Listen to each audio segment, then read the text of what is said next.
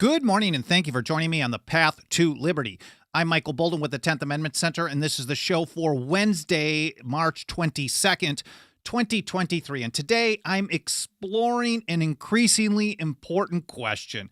Can states actually stop or help stop what is probably and almost certainly coming central bank digital currency, a CBDC? And if you want the TLDW, to be honest with you, I don't actually know for sure, but I think it's so important that we look at this. And sometimes when we come up with really great proposals at the 10th Amendment Center to nullify one program or another, it's because we literally just talk about it, start sharing ideas, and then get feedback, and we've got to work together to defeat this thing. So I don't know 100% if the states can do this. I saw in the beginning in the comments here, Senator DT pointed out that the Federal Reserve, the national bank, has been unconstitutional since day one. We can go back to its precursor under Alexander Hamilton, and Senator DT is absolutely correct. It was unconstitutional then. The hard part is bringing it to an end, because what I do know is that there is absolutely 0% chance.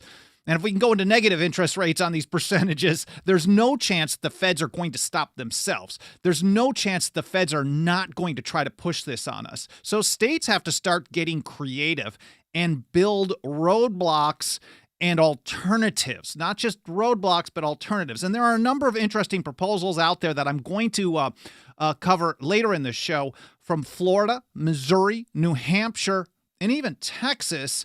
But honestly, if anyone in office, and we're focusing on the state level because we can't rely on the feds, if any of them are going to take their oath seriously, it's not just a good idea to try to do something. They are absolutely required. They are duty bound to interpose, as James Madison put it in 1798. But to kick this off, just a quick introduction, and then I also want to talk about some of the potential dangers of a CBDC. Let's get a little overview here. From Investopedia, they point out that a central bank digital currency is the digital form of a country's fiat currency. Just remember, this is the natural progression from the current fiat regime. I know a lot of people who oppose the CBDC, who are generally on our side when it comes to supporting the Constitution and liberty. They seem to love let's call it the trash coin, the USD, the US dollar. I mean, this is not, the US dollar is the tool. It's a fiat funny money regime. I call it that dirty government fiat. It's the tool that powers the largest government in the history of the world. It is not a positive. And certainly what government loves to do, what the empire loves to do, is giving you two false choices, one horrible and another one that's even worse based off the horrible one. So, well, neither of these are good, but certainly a CBDC is going to make things much worse if it does take hold. Investopedia points out a CBDC is issued and regulated by a nation's monetary authority or central bank.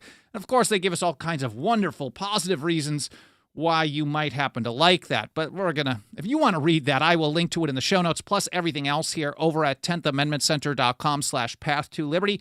I'll get a blog post for this episode about an hour or two after this live stream is done. Hear from Nicholas Anthony and Norbert Michel over at Cato. They say in the case of the U.S., a CBDC would be a digital form of the U.S. dollar. Like paper dollars, a CBDC would be a liability of the Federal Reserve. Now, of course, supporters of CBDCs always wax pretty eloquently about how they give us more financial inclusion, efficiency, lower costs, stuff like that. But I think it's also important, and hear from William Luther. Now, this is Nicholas Kaczynowski at AIER, the American Institute for Economic Research. He points out that it's important to distinguish between digital currency and a digital claim to currency, because we currently have a lot of the latter. And again, if we're really getting to the core problem here, it is the central banking system. It is the fiat money system that's the problem. And like the founders and the old revolutionaries always warned us, once you allow them the detestable precedent, once you allow them the ability to do something that they're not supposed to do, they're always going to expand on this. So even though it seems like this is really hitting us quickly, the groundwork has been laid for this all the way back to 1791, when they allowed the government to take, as Jefferson warned, a single step beyond the boundaries drawn around Congress and creating that first bank of the United States. So it's important to distinguish between a digital currency and a digital claim to currency. Commercial banks offer digital claims to currency in the form of checking account balances. A CBDC, in contrast, would be a digital currency, not a mere claim. In simple terms, the US dollar would be issued electronically. And here's William Luther over at AIER talking about how, in response, how people talking about, well, it's lower cost of transactions, so better for business, quicker speed, maybe more security in the actual transaction network, financial inclusion, efficiency, all this stuff. And he writes, well, you might be scratching your head. Isn't this a good thing? Don't we want people using more efficient payment mechanisms? Well, yes, he writes, but we probably don't want them using more efficient payment mechanisms provided by the government, because the government isn't even authorized to do this in the first place. And let's say it was. You can't trust government to do. You can't trust the largest government in history that attacks your rights constantly, whether it's through mass warrantless surveillance or attacking your right to self-defense or telling you what kind of plants you can grow or waging wars and basing the military in places they never were authorized to do in the first place. These aren't people to be trusted. So here are a handful of ways that a government-run CBDC is incredibly dangerous. And government-run CBDC is actually redundant. Here again from cato.org, a CBDC could easily remove what little privacy protections remain in the financial system. There aren't many today. And if you're thinking about like the Patriot Act and all kinds of stuff, if you've ever gotten a warning from your bank that you did a transaction that wasn't really cool, or if you've actually wire transferred to a cryptocurrency company like Coinbase, for example, if you wanted to do some investments, they may have closed a bank account. I know there are banks that do that, and they will also send you letters about it. And if you read the fine print, it's generally a Patriot Act issue, because banks are basically, at this stage, they're basically spies or tools for the government doing stuff for the federal government. Anyway, so a CBDC could easily remove what little privacy protections remain. Why? Because it would give the federal government complete, and when we say complete, this is 110% complete visibility into every financial transaction by establishing a direct link to each citizen's financial transaction. So they can track you better than through your cell phone, through your license plate, through drones, through facial recognition. I mean, if you put them all together, it gets pretty crazy. And they also point out here at Cato, the threat to freedom that a CBDC might pose is closely related to its threat to privacy. Daniel Lacow over at Mises.org says a central bank digital currency would be issued directly to your account within the central bank. So now all of a sudden, rather than the central bank kind of being this kind of shadowy overlord behind the scenes manipulating the system, now you would have to engage with the central bank. And as such, Daniel writes, it is surveillance disguised as money. This is the best description, in my view, of a CBDC. It's surveillance disguised as money. It's not money. Thomas Paine once wrote, money is money and paper is paper. And for the founders, when they're talking about paper, they're talking about fiat, government-issued money that has no real backing. All the invention of man cannot change that. And that's a paraphrase. But money is money, and a CBDC is never going to be money, but certainly is surveillance pretending to be money. Daniel continues. He says the central bank would know exactly what you use the currency for, how much you save, borrow, and spend, and where. And it doesn't take too creative a person to think how bad guys, and that is politicians, how bad guys could use this against you, against your family. And even if you like the people in power and they use it in favor of you today, someone in the future is going to use it against you. Here's Claudio Grass, also at Mises. These centralized digital currencies can be used by governments to monitor, to control, and even to directly punish dissenters by blocking transactions, freezing their accounts, or seizing their assets. We've seen things like this. I mean, if you look at a platform like Gab.com, love it or hate it, centralized financial systems really kind of booted Gab from all over the place, whether it's app stores or credit card processing. And they make it more and more difficult. And this would be a ramping up of the kind of deplatforming approach that the banking system and the federal government has been using already. Some might find that whole system far-fetched, Claudio writes, but those are probably the same people who thought that China's social credit system was implausible too, right up to the moment it was actually implemented. And here's Wolf von Leer over at Mises, one more that I want to talk about here. Government tends to collect up as much data about its citizens as it can get away with. And we see this all the time. Again, they want a national ID with facial recognition. They want facial recognition in airports. They want it really everywhere there's government-controlled property, which really isn't property then anymore. They track you by your license plate. They use cell site simulators to monitor where you go and who you communicate and what you happen to say. They read your emails. They listen to your phone calls. They keep profiles on everybody through their metadata, their data, their communications, and already the financial transactions as much as they're able to. And this is just the next logical step for them. Imagine a social credit scoring system, writes Wolf, coupled with a CBDC. All your purchasing decisions could influence your score, all of them. And there are many ways to actually think of how that might be a problem, right? Donate to the wrong nonprofit like WikiLeaks? Whoops. Now you can't purchase train tickets anymore. If you hang out with the wrong crowd, your citizen score, which is crucial for purchases, jobs, travel, and so much more, suffers.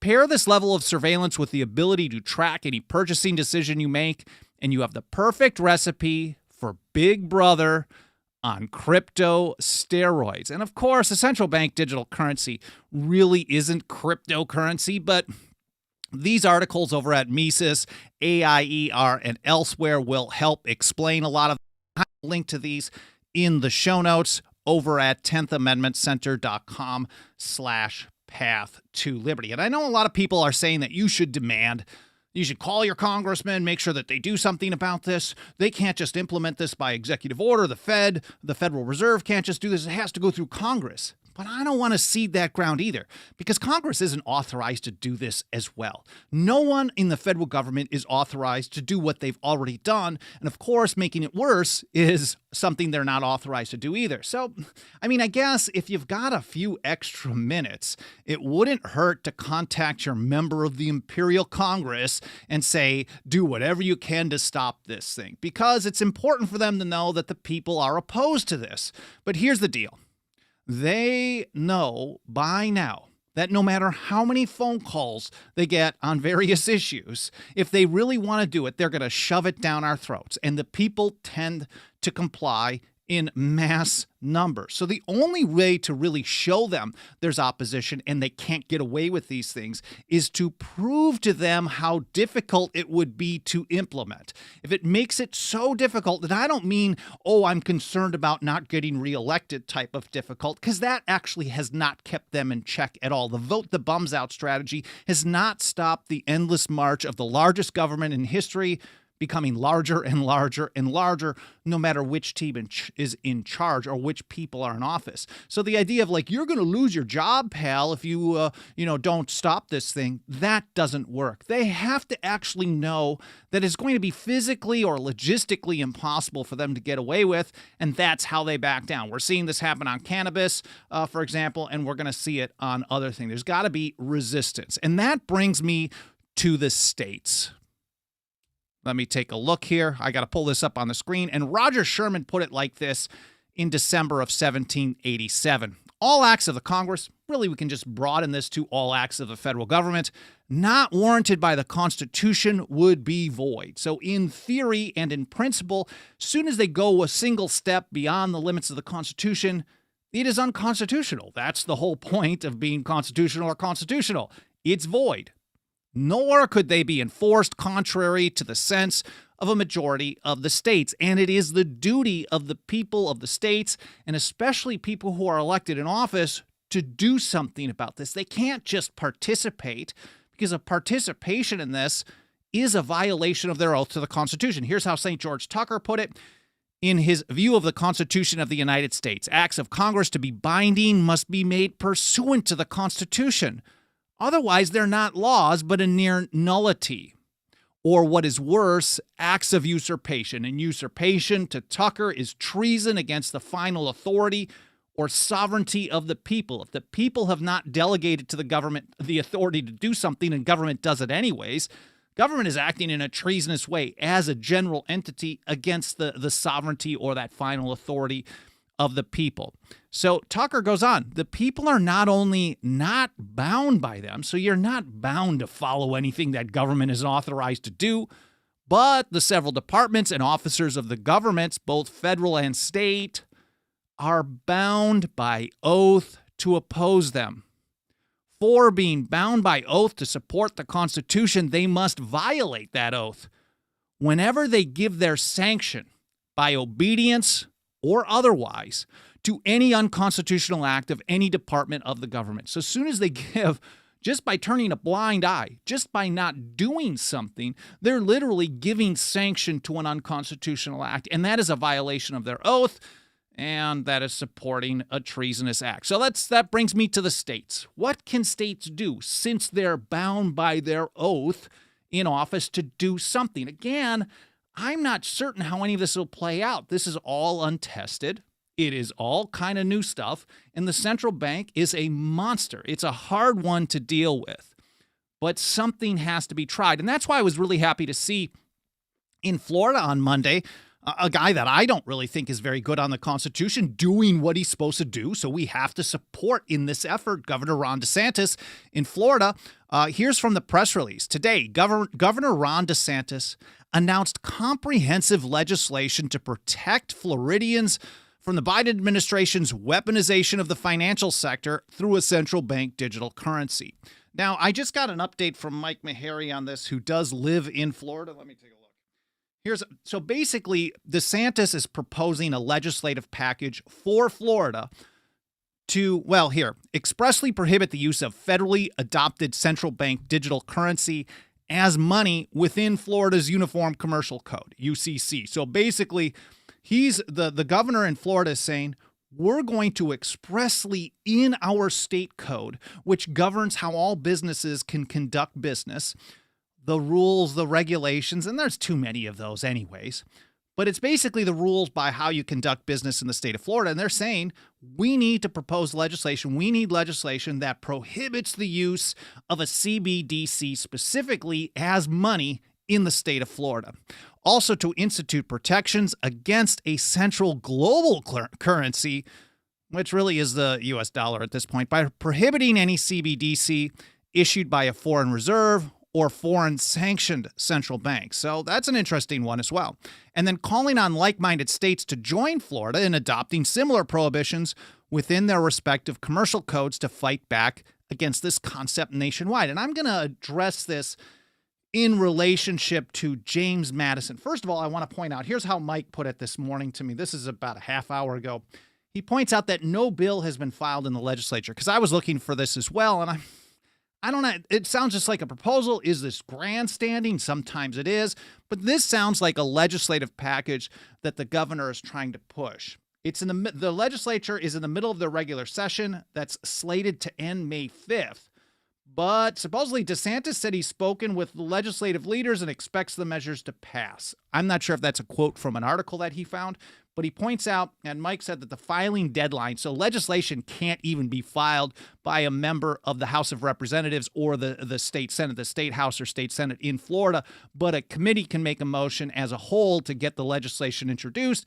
And if the governor, who is a very powerful and very popular guy amongst the leadership in that state, wants to make something happen, we're probably going to see this in the next few days. So there is going to be legislation in Florida to say you can't use a CBDC as money in the state. Now, I know some people are going to tell us, well, if the feds say it's money and the states say it isn't, then supremacy clause. But the whole point is, even if the federal courts agree with the federal government, which is what they generally do, it's still the duty of the states to try to throw up as many roadblocks as they can, even if they don't think they're going to win. It's their duty to not comply. It's their duty to make it more difficult. And the more that the states do this, and the more fronts that the feds have to fight on. Maybe that's our crack in the wall that will help them maybe back down.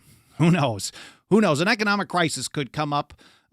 Surprise, surprise. No one should be surprised by that. We're already in one, but it could get much, much worse in the near future. And then people, of course, by their bad decisions, will clamor for whatever support they can get. And then, of course, if government wants to give $1,400 handouts during the next shutdown, it'll be a lot easier under a CBDC. So anyways, this proposal in Florida, and I've got others that I want to talk about in New Hampshire, Missouri, and an alternative approach in Texas. But I want to talk about the Florida approach in relationship to James Madison's strategy. You've often seen me recommend reading James Madison's Federalist Paper number 46, where he talks about his 4-step plan to defeating federal programs without relying on the federal government to limit itself. So what's supposed to be done? James Madison is answering the question, how do you deal with the stuff that you don't like?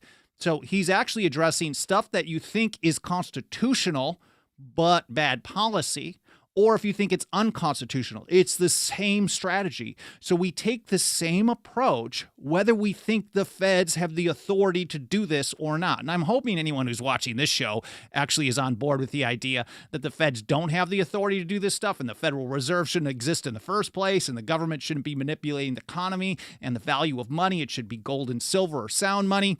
But I guess that's another conversation. So I've often cited James Madison, the pillar of his strategy is a refusal to cooperate with officers of the Union. That is the most important part.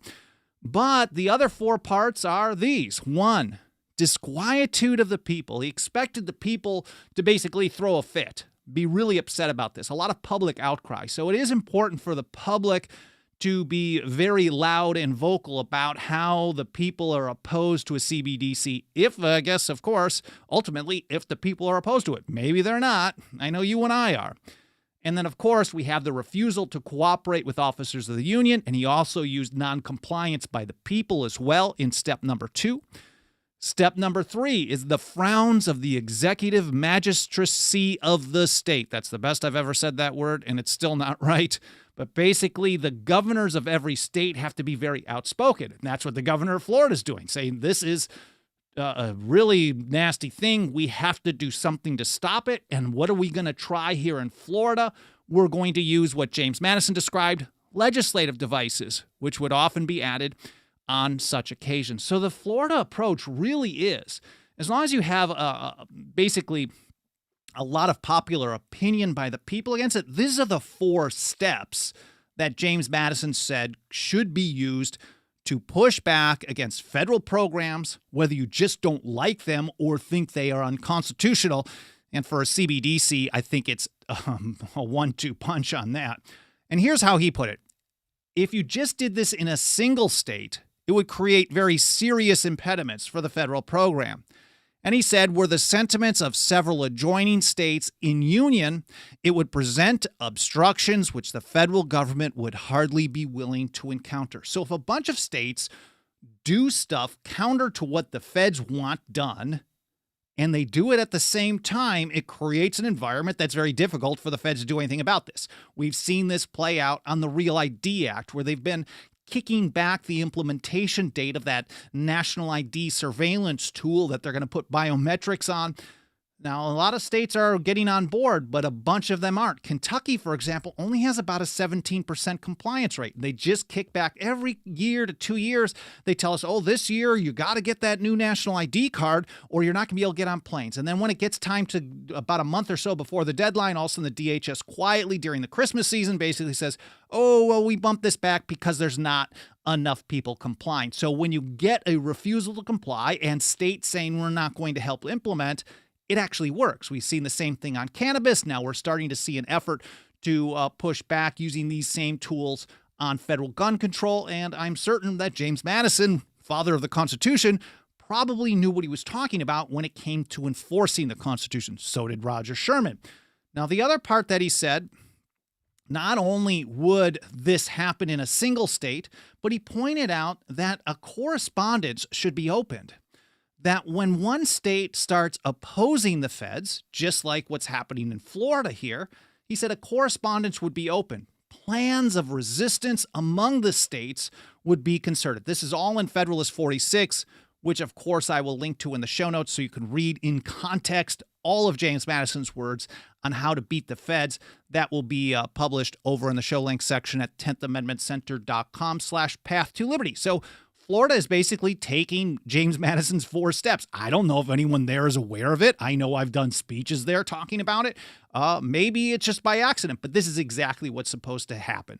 Legislative devices, an outspoken governor, people really pissed off and yelling about it, protesting, whatever it may be, whether it's online or elsewhere, coordinating resistance using legislative devices, etc. It's the entirety of the package. Now, here in New Hampshire is another piece of legislation, House Bill 225. I think this is a really creative approach. It's pending in committee. It went through its hearing process, and the committee chair or the committee decide to retain the bill. That means they didn't vote it down, but that means they also didn't vote it forward, at least at this stage. I believe it's a 2-year session in New Hampshire, so it can be brought back anytime currently, or it may come up in the fall. But here from House Bill 225, it's actually a pretty short piece of legislation. It's an act relative to prohibiting the use of currency that could be detrimental to privacy rights. Kind of similar, but not specifically in the UCC. Maybe it is part of UCC, but it's a section in the New Hampshire statutes. Commerce, right to privacy, use restricted.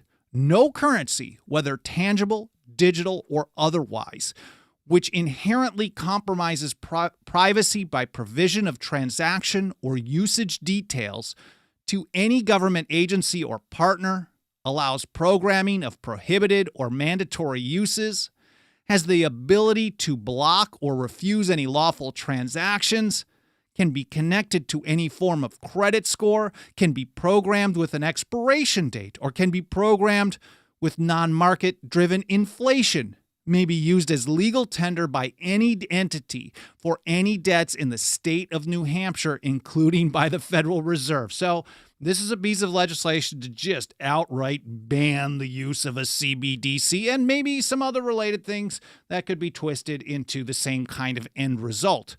Again, it's pending in committee. I'm actually surprised that they didn't just vote it down. Everything goes to the House floor in New Hampshire. So committees, it's the process. Either they give it a recommendation of ought to pass or ought to pass with amendment, or what's called inexpedient to legislate, ITP. ITP votes, because there's so much legislation filed in New Hampshire, generally in almost every situation. Once in a while, we see it different. When a committee recommends that you got to kill it, the House just by a voice vote, you don't even get a roll call, they just vote it down. So in a weird way, it's positive that this one was retained in committee because it can still be brought up either now or in the fall. Now, in Missouri, you may have heard me cover Senate Bill 100, which is one of my favorite pieces of legislation for this session regarding sound money, gold and silver as money and legal tender, as the Constitution has always required. It doesn't go as far as banning a CBDC as well, but it's also a 1-2 punch which helps set up an alternative, because a lot of people will tell us, well, if you're not going to do what the feds are wanting to do, well, what do you propose? And of course, my view is the status quo is not actually a good proposal because it's still fiat money. We have to have something move towards sound money, because without it, the government keeps growing and growing and growing. So it's a kind of a 1-2 punch. Here, Senate Bill 100 already passed out of the state Senate by a vote of 21-12, and this is from Senator William Eigel, or Bill Eigel. It would take steps to treat gold and silver as money in Missouri and encourage its use as such, including making it legal tender and eliminating the state capital gains tax on gold and silver. It also, this is from Mike Meharry's report, it also prohibits any public entity of the state from requiring payment in the form of any digital currency, including a central bank digital currency. So it is a small reduction, a small prohibition. I think the amendment that was filed, who actually did the amendment? Rick Bratton, I think it was. Senator Rick Bratton in Missouri filed an amendment originally that would have banned any entity from using it. And at the time, I was thinking, well, maybe that's a little too broad and they're going to have trouble getting this passed. But with some momentum coming out of Florida, maybe there'll be a willingness to actually do that. So at this stage, it's passed out of the state Senate, authorizing gold and silver as legal tender, as it should have been, and at the same time banning public entities of the state from requiring payment in the form of any digital currency, including a CBDC. And that kind of leaves it in the hands of the people, because if they're not required to use a CBDC, will they? Well, maybe because it's convenient, but honestly, liberty is not always a convenience issue. If you believe in something, you have a moral right and a duty to support something, maybe it's not always best to go with what's easiest. Anyways, that brings me to Texas. And this is super interesting to me. They aren't actually, there's some resolutions filed in the Texas legislature this year, which is kind of off to a little slow or late starter than more than normal. There's some resolutions expressing opposition to a CBDC, but has no actual impact. And I know that people in Florida have been communicating with people in Texas, and maybe we'll see something in Texas in the coming week or so that's similar to the Florida proposal that's on its way in the next week-ish. But this I also think is also important, because you might be aware that Texas was the first and so far only state to establish a state bullion depository. It's open for business as of a few years. So there is a gold and silver bullion depository where individuals can store their gold. The state can store their gold and silver. I believe palladium as well, but probably just gold at this point.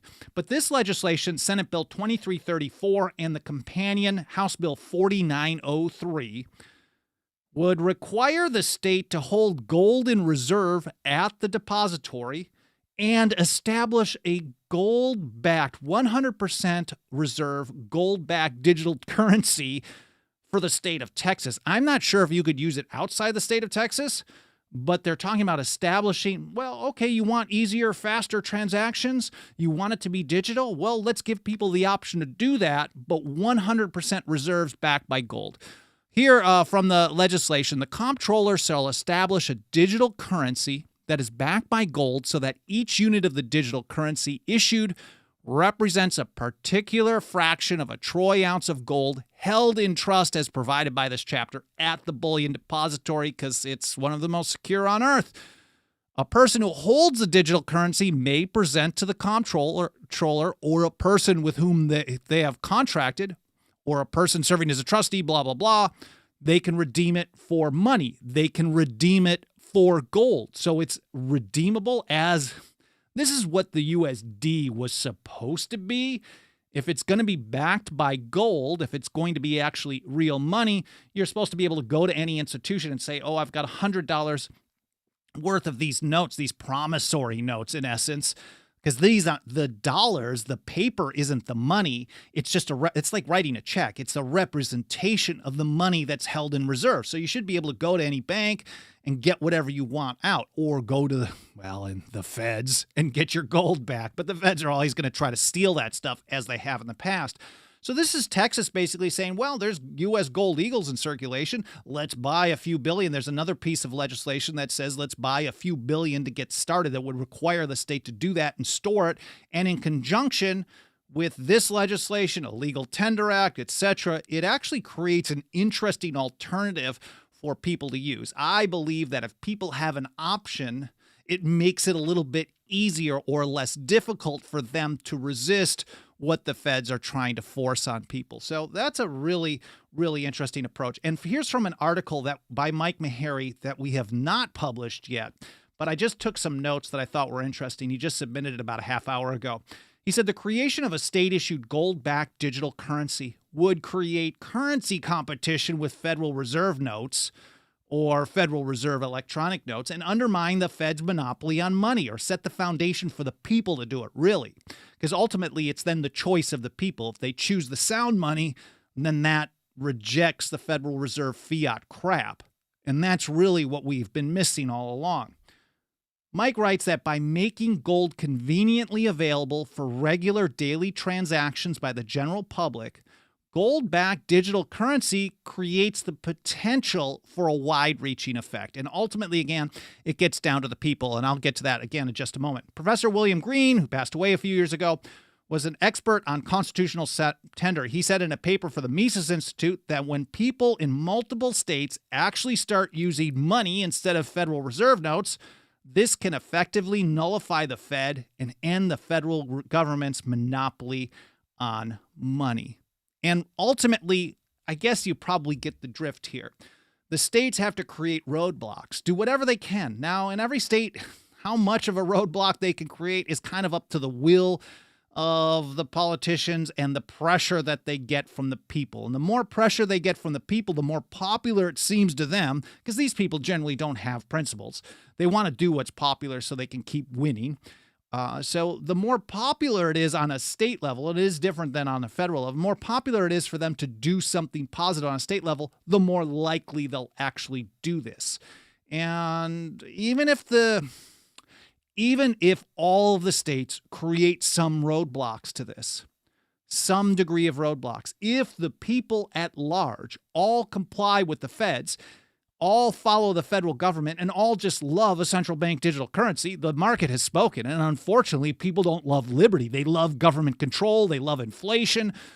They love probably hyperinflation and runaway inflation. They love the ability to have a social credit score, and that's what the people want, and that's what the people are going to get. As H.L. Mencken once put it, democracy is the theory that the people know exactly what they want and deserve to get it good and hard. So there's no reason for the feds to stop this if everyone just goes along with it. And that's why John Dickinson, I think, is so important when we're talking about this. The penman of the American Revolution, here he is in response to the Stamp Act of 1765, urging the people to just say, oh, well, even if you think that this is just a small inconvenience, a small price to pay, don't comply. Because if you comply with the act, he wrote, you establish the detestable precedent. He said, you rivet perpetual chains upon your unhappy country. And I did an episode talking about how compliance is violence. Mass compliance is what establishes the largest government in history. It's called Compliance is Violence. Dickinson and Spooner on the Path to Liberty. So again, I don't have all the answers on this. I'm just starting to really dig in on it myself, but I understand the general principles of how to defeat the feds from the founders and old revolutionaries themselves. We've seen these processes, these principles work in practice, Real ID Act. We've seen it work against alcohol prohibition, against cannabis prohibition. We've seen it work against the Federal Fugitive Slave Act. We're starting to see cracks against the federal gun control and attacks on the Second Amendment. Maybe we'll see it against misuse and abuse of National Guard troops. But it's up to people to keep pushing. So you really need this kind of combination of things, just like James Madison said, the people protesting, the people disobeying, the states refusing to cooperate, governors opposing, and legislative devices, and then working together in conjunction. It really is a lot to do, but they're throwing a lot at us, and they want complete and total control. This is the kind of information we work really hard every single day to get out to more and more people, and nothing helps us do this kind of work every single day more than the financial faith and support of our members. If you support us getting this message out to more people, you got a couple of bucks of that dirty government fiat, paper or electronic, throw it our way over at 10thamendmentcenter.com/members. We will use it to stand for the Constitution and liberty, whether the government wants us to or not. Our memberships start out at $2 a month. We also have annual, lifetime, and 5-year options. Unfortunately, I don't have time today to be able to look through the live chat. I saw just at the beginning, like Senator DT and a few other people, Cowboy Roy Rogers, Sharon Patriot, Kirk Morrison, and others joining us on the show. I appreciate you guys being here. I will absolutely read through some of these comments later today. I appreciate the feedback and the ideas for future episodes. I'd love some thoughts and ideas. I'd love your ideas on what you think of these various proposals. What Florida is talking about, the New Hampshire idea, the kind of quasi one over Missouri, and then maybe what I'm really very interested in the Texas approach, creating an alternative path that's based in sound money. On the one hand, my instinct tells me, well, it's still run by a government. And then if it's run by a government, can they actually do some of the things that we don't like about a CBDC? But on the other hand, I love the fact that they're trying to create something that maybe the market is interested in, digital type of things, crypto. There is some interest in this, but also tying it to what they're supposed to be doing, making gold and silver legal tender in the state as required by Article 1, Section 10 of the Constitution. Anyways, I'm interested in your thoughts on this. I'm just exploring and learning all this myself as we go, but it's important that we work together to stand for the Constitution and liberty. Don't forget, membership program, 10thAmendmentCenter.com/members, 10thAmendmentCenter.com/Path to Liberty, where I'll publish the blog with all the reference links in an hour or two. I appreciate you being here, and I will see you next time on the Path to Liberty.